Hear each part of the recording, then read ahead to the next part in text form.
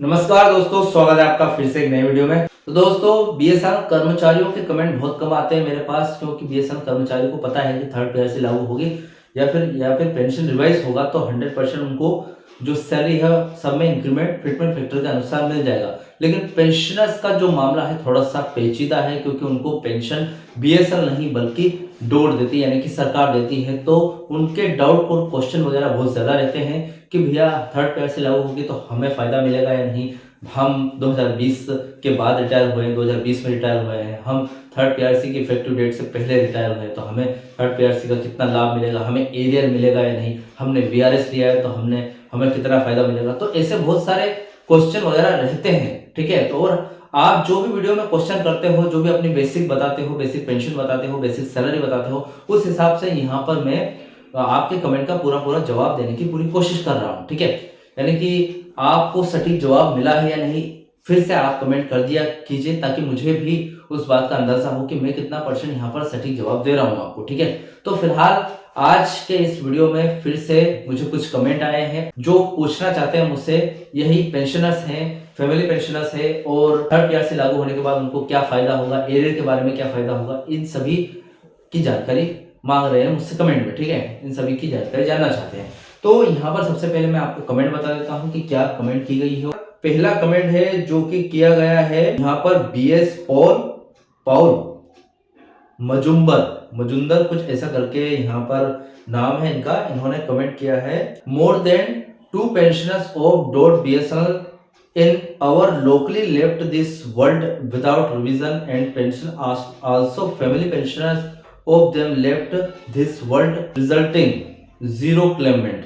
Likewise we were in quest to leave this world अप्रैल 2026 और 2027 और so on, but zero hope is await, only हुआ no lamentation, but enjoy the spontaneous departing ही मतलब इन्होंने देखिए थोड़ा सा मजाक करते हुए मजाक के अंदाज में यहाँ पर इंग्लिश में कमेंट किया है। और वो कमेंट किया है कि बहुत सारे ऐसे पेंशनर्स है और बहुत सारे ऐसे फैमिली पेंशनर्स हैं जो दुनिया छोड़ रहे हैं, यानी कि जो एक्सपायर हो रहे हैं, लेकिन थर्ड पीआरसी लागू नहीं हुई। क्या कोई ऐसी उम्मीद बची है कि थर्ड पीआरसी लागू हो जाए, ठीक है। तो उनके कमेंट का भी पूरी तरीके से जवाब देने की पूरी कोशिश करूंगा कि जो उन्होंने पूछा है उस बारे में, ठीक है। उसके बाद यहाँ पर इटेची I1TI ने भी यहाँ पर कुछ पूछा है। देखिए, सुनील सर, मेरे पिताजी एमटीएनएल में 2012 में एक्सपायर हो गई थी, ठीक है, और माताजी को फैमिली पेंशन 14,000 के लगभग बनी थी, जो 2022 में 22,000 तक हो गई थी। लेकिन 10 साल बाद पेंशन दोबारा से 14,000 पर पहुंच गई और अब 2026 में पेंशन 16,688 रुपए है, ठीक है।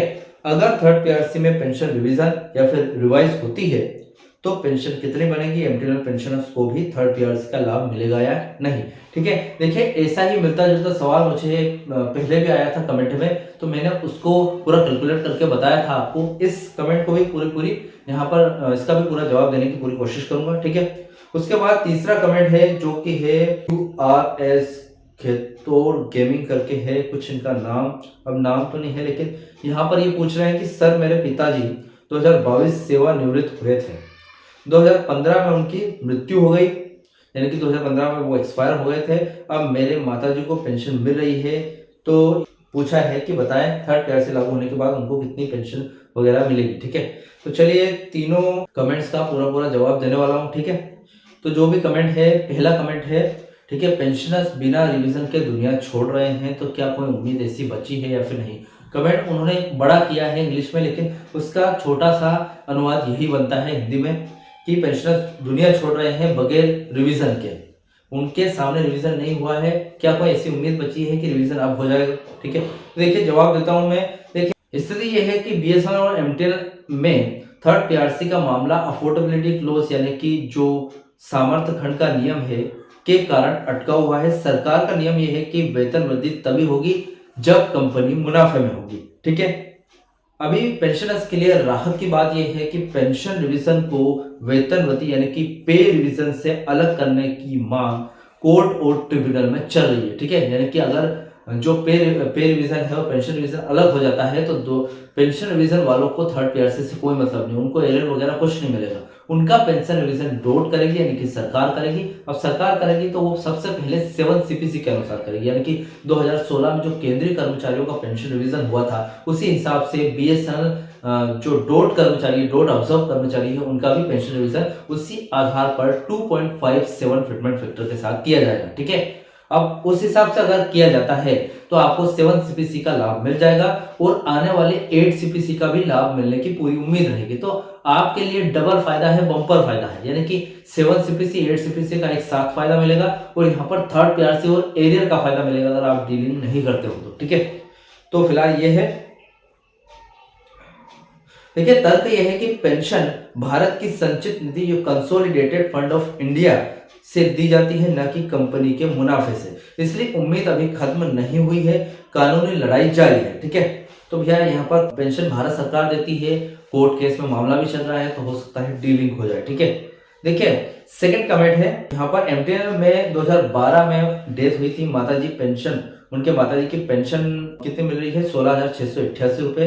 थर्ड पीआरसी के बाद कितनी होगी वो जानना चाहते हैं। ठीक है, तो एमटीएनएल पेंशनर्स के लिए भी नियम बीएसएनएल जैसे ही है, क्योंकि पेंशन का गणित क्या है, यदि थर्ड पीआरसी लागू होती है तो 15% फिटमेंट मिलेगा उनकी, यानी कि आपकी माताजी की जो वर्तमान आयु है, वर्तमान पेंशन है, बिना डीए के जो बेसिक पेंशन है, यानी कि डीए चल रहा है, वो डीए से मिल कर आपकी पेंशन थोड़ी सी ज्यादा हो गई होगी, लेकिन बिना डीए के जो आपकी बेसिक पेंशन जितनी भी है आपने बताई थी 16,688 रुपए है। ठीक है, इसमें सीधा थर्ड पीआरसी लागू होने के बाद सीधा उछाल आएगा, बिग जंप आएगा। ठीक है, अनुमानित पेंशन की बात करें तो 6,688 की वर्तमान पेंशन जिसमें डीए शामिल हो सकता है, ये रिवाइज होने के बाद 24,000 से 26,000 के बीच में हो सकती है। ठीक है, मैंने कई बार आपको कैलकुलेट करके बताया है, आज मेरे पास मार्कर अवेलेबल नहीं है, इसलिए मैं आपको बता दूं कि वही 119.5% जो 2017 के टाइम पे,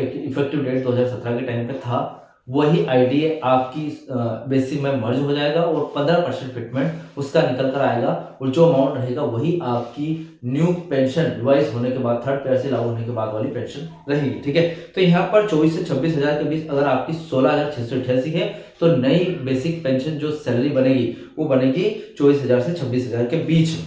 ठीक है, अभी क्या लाभ मिलेगा ये जान लेते हैं। ये बात सही है, हाँ, एमटीएनएल वालों को भी, उन सभी फैमिली पेंशन को भी लाभ मिलेगा जो 1/1/2017 से पहले पेंशन ले रहे हैं। ठीक है, यानी कि आप भले इफेक्टिव डेट जो भी है थर्ड पीआरसी की उससे पहले भी पेंशन ले रहे हैं, फैमिली पेंशनर्स हैं, तो आपको भी लाभ जरूर मिलेगा।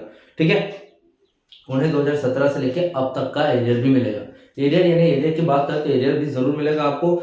तीसरी कमेंट की बात करते हैं यहाँ पर, जो कि पूछ रहे हैं पिताजी 2022 में रिटायर हुए, 2025 में उनकी वो मतलब एक्सपायर हो गए, माता जी को क्या मिलेगा थर्ड पीआरसी लागू होने के बाद, पूछ रहे हैं। ठीक है, क्योंकि देखिए आपके पिताजी 2022 में रिटायर हुए थे, यानी कि वे पहले ही थर्ड पीआरसी के प्रभावी काल यानी कि पोस्ट 2017 में थे, यानी कि प्रभावी रिटायर हुए यानी कि 2022 में रिटायर हुए। ठीक है, तो इफेक्टिव डेट क्या थी? 1/1/2017 से लेकर 2022, यानी कि 17, 18, 19, 20, 21, 22 6 साल तक उन्होंने काम किया है, तो प्रभावी डेट में वो शामिल थे। ठीक है, देखा जाए तो फायदा ये होगा अगर उनके विभाग में थर्ड पीआरसी लागू नहीं होगी, यानी कि आपके जो विभाग जहां पर आप काम करते थे थर्ड पीआरसी बहुत सारे विभागों में लागू हो चुकी है, लेकिन अगर बीएसएनएल में नहीं हुई है, अगर नहीं हुई है तो भविष्य में अगर नहीं हुई है और इन फ्यूचर होती है थर्ड पीआरसी लागू, तो आपके पिताजी की 2022 वाली रिटायरमेंट बेसिक जो थी बैक डेट में को सुधारा जाएगा। ठीक है, यानी कि जो उस टाइम बेसिक थी वो रिवाइज होकर बढ़ जाएगी। ठीक है, अब माताजी को लाभ की बात करें तो पिताजी का 2017 से लेकर 2022 तक का सैलरी एरियर मिलेगा सबसे पहले। ठीक है, फिर 2022 से लेकर 2025 तक का पेंशन एरियर फैमिली पेंशन के रूप में मिलेगा। इसके अलावा माताजी की वर्तमान फैमिली पेंशन भी बढ़ जाएगी, यानी कि अभी फिलहाल आपकी वर्तमान फैमिली पेंशन कितनी है उससे रिवाइज होके इंक्रीमेंट होके बढ़ जाएगी थर्ड पीआरसी लागू होने के बाद। तो देखिए, सबसे पहले बात करूं तो यहाँ पर रुकावट क्या आ रही है, एमटीएनएल और बीएसएनएल घाटे में है, इसलिए सरकार वेतन बढ़ाने से बच रही है। लेकिन पेंशनर्स का तर्क यही है कि भैया हमने जवानी में तो काम किया है, हमने जवानी में काम किया, अब पेंशन के लिए कंपनी के मुनाफे का इंतजार क्यों करें। ठीक है, यानी कि जवानी में उन्होंने काम कर लिया है, लेकिन उनके तो अब बुढ़ापा आ गया है, तो उनको पेंशन चाहिए और पेंशन में बढ़ोतरी चाहिए। ठीक है, इंक्रीमेंट चाहिए। अब वो इंक्रीमेंट सिर्फ कंपनी के घाटे की वजह से नहीं मिल रहा है, तो इसका इंतजार हम क्यों करें। कंपनी के खुद के डिसीजन के कारण वो घाटे में गई है, ना कि कर्मचारियों ने तो अपना काम किया, उसके बाद उन्होंने अपना वो पेंशनर्स बन गए, तो उनका हक तो उनको मिलना चाहिए ना। तो ऐसा है यहाँ पर। ठीक है, कोर्ट के रुख की बात करें तो हाल के कई फैसलों में कहा गया है कि पेंशन एक स्थगित वेतन यानी कि डिफर्ड वेज है, इसे रोका नहीं जा सकता। यानी कि वो काम पहले ही कर लिया गया था, तो उसकी जो पेंशन है, ठीक है, मेहनत हमने पहले कर ली है, तो उसका रुपया तो हमें मिलना चाहिए, वो पेंशन के रूप में मिल रहा है। ठीक है, एरियर की उम्मीद क्या है, 2026 चल रहा है भैया, और थर्ड पीआरसी लागू होने की जो 2017 की इफेक्टिव डेट है वो ड्यू है, 2017 से ही ड्यू है थर्ड पीआरसी। अगर आज फैसला होता है, यानी कि अभी की बात करूं, आज फैसला होता है तो 9 साल का एरियर बनता है, यह रकम बहुत ही बड़ी होगी।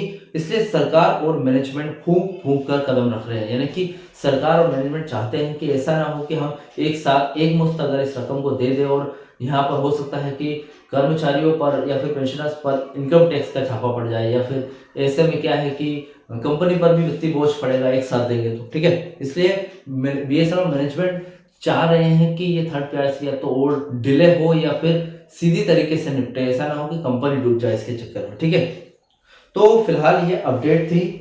ठीक है, इन तीनों कमेंट के पूरे मैंने सटीक जवाब देने की पूरी कोशिश की। आई होप आपको जवाब मिल गए होंगे। फिर भी इस वीडियो से रिलेटेड आपके जो भी डाउट क्वेश्चन वगैरह हो तो मुझे कमेंट बॉक्स में कमेंट कर सकते हैं। वीडियो अच्छा लगा हो तो वीडियो को लाइक कमेंट से जरूर करें। मिलते हैं दोस्तों नेक्स्ट वीडियो में। सी यू सून।